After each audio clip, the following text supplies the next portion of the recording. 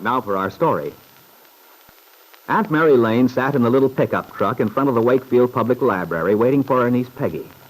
It was pleasant sitting in the sun, but as she looked across to the square where some children were playing on the grass, Aunt Mary's thoughts were troubled. It's strange. That letter Angus received from someone about Bill's case. I wonder who sent it. Who it was Angus saw.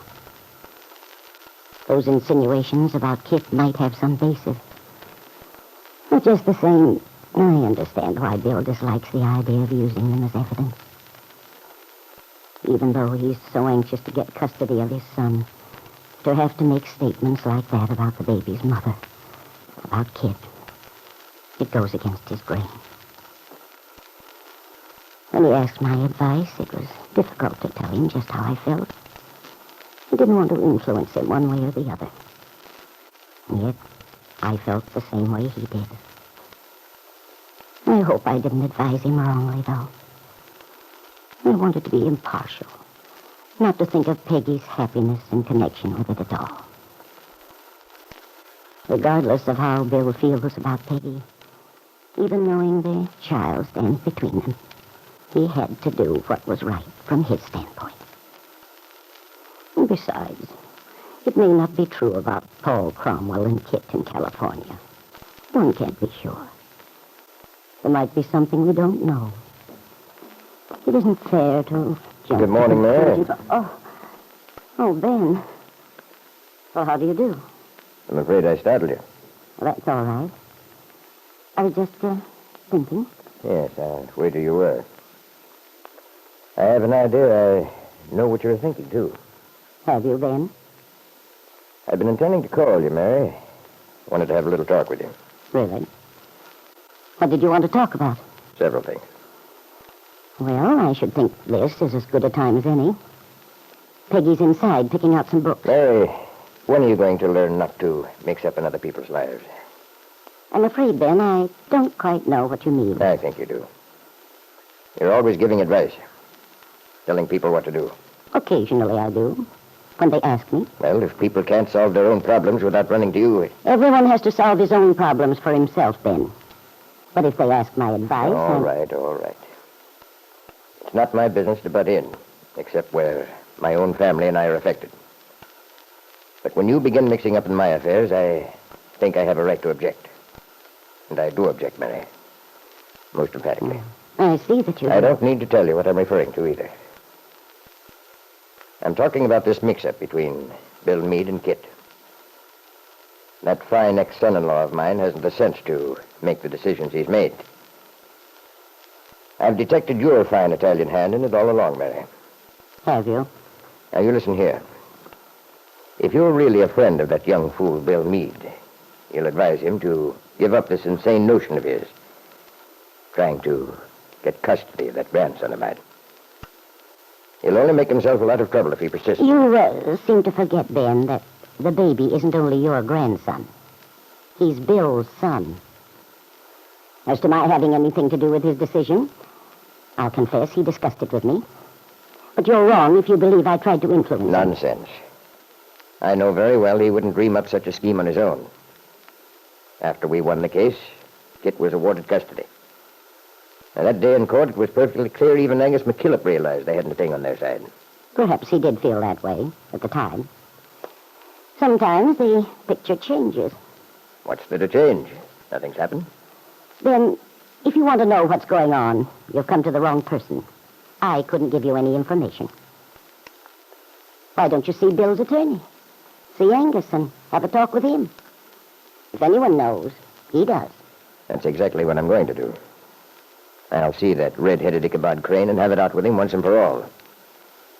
If he thinks he can make a fool out of me, he's got another thing coming.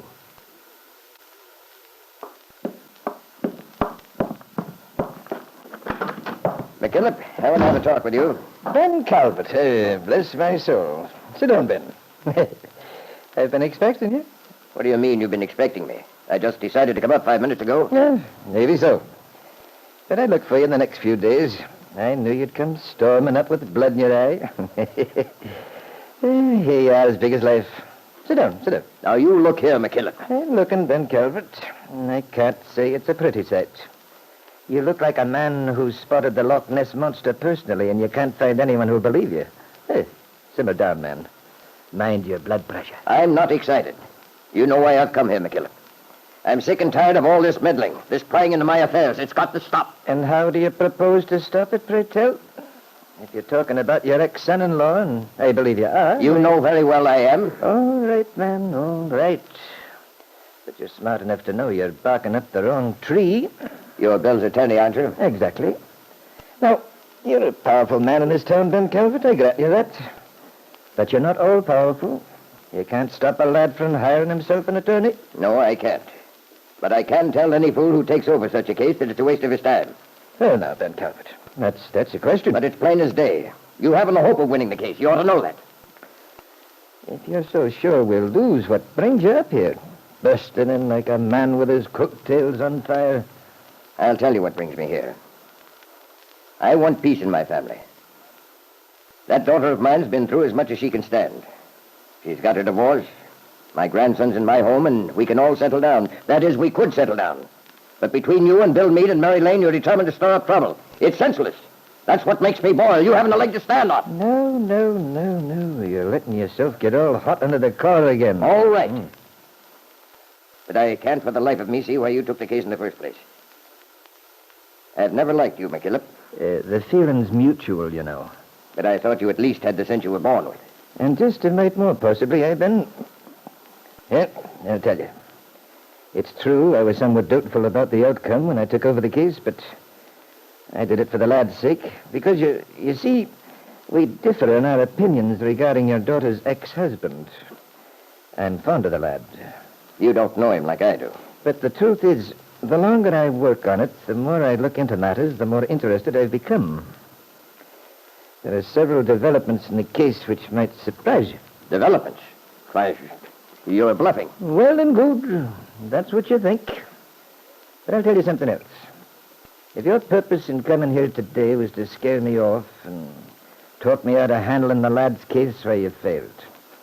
Why, by the Lord Harry, the longer I talk to you, the more I itch to get at it.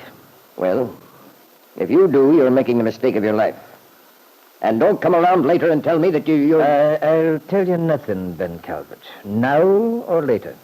Except that you're wasting your breath. All right, then. I've warned you. Very generous it was of you, too, I'm sure. I know you did it only out of the great goodness of your heart. It's a pity I can't pin a medal on you for your good works. Instead, I'll reward you with a bit of information.